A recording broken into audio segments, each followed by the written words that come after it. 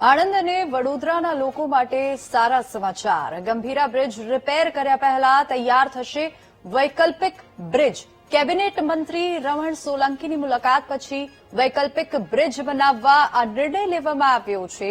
Steel સ્ટ્રક્ચરથી વૈકલ્પિક bridge બનાવવા માટે 9.12 કરોડ રૂપિયા મંજૂર થયા છે। સ્ટીલ સ્ટ્રક્ચર બ્રિજ પરથી રાહદારી અને બાઇક સવાર પસાર થઈ શકશે।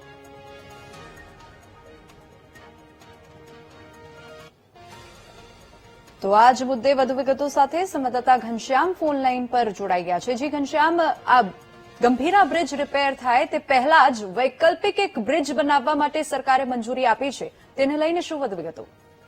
હવેની ચોક્કસથી જે ગંભીરાનો બ્રિજ છે તે વડોદરા અને આણંદને જોડતો મુખ્ય બ્રિજ છે અને આ બ્રિજ નોકરિયાત વર્ગ માટે ટૂંકા અંતર માટેનું સૌથી સરળ વિકલ્પ હતો, પરંતુ દુર્ઘટનાગ્રસ્ત આ બ્રિજ થયો હતો ત્યારબાદ જે બ્રિજની મુલાકાત છે તે અવારનવાર નેતાઓ લેતા હતા, પરંતુ કેબિનેટ મંત્રીનો ચાર્જ લેતાની સાથે જ જે બોરસદના ધારાસભ્ય છે રમણભાઈ સોલંકીએ આ બ્રિજની મુલાકાત લીધી હતી। મહત્વની વાત એ છે કે બ્રિજની બાજુમાં જ નવા બ્રિજનું નિર્માણ કાર્ય 212 કરોડના ખર્ચે ચાલી રહ્યું છે, ત્યારે આવામાં કેબિનેટ મંત્રીએ મુલાકાત લઈ અને સમગ્ર અહેવાલ મુખ્યમંત્રીને રજૂ કર્યો હતો। ત્યારબાદ મુખ્યમંત્રીએ જે બ્રિજ છે તે વૈકલ્પિક બ્રિજની જે માંગણી ઉઠી હતી તે માંગણી ઉપર મંજૂરીની મોહર મારી છે અને 9.12 કરોડ રૂપિયા જે સ્ટીલ સ્ટ્રક્ચરથી આ બ્રિજને જોઈન કરવામાં આવશે અને હલકા તેમજ નાના વાહનો એટલે કે 2 વ્હીલર વાહનો માટે અને રાહદારીઓ માટે આ બ્રિજ ટૂંક સમયમાં ખુલ્લો મુકાશે, જેને લઈને આણંદ અને વડોદરા જિલ્લાની